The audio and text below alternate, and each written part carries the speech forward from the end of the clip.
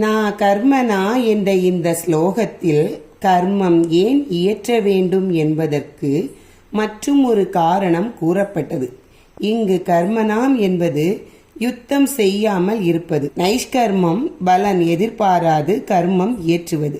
ஆக பலன் எதிர்பாராத கர்மத்தையும் செய்யாமல் இருப்பது என்றாகிறது.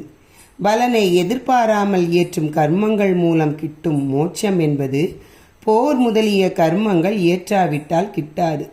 ஞானமேவ தஷாதனம் ந தூ கர்மாகரணாம்.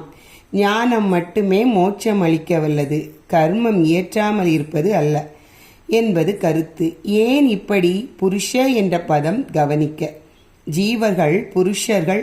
அவர்கள் ஸ்தூலம் மற்றும் சூட்சமம் ஆகிய 2 உடலையும் உடையவர்கள் ஆவர். கர்மம் இயற்றாமல் மோட்சம் பெற இயலும் என்றால் தாவரங்களும் மோட்சமடைந்து விடுமே.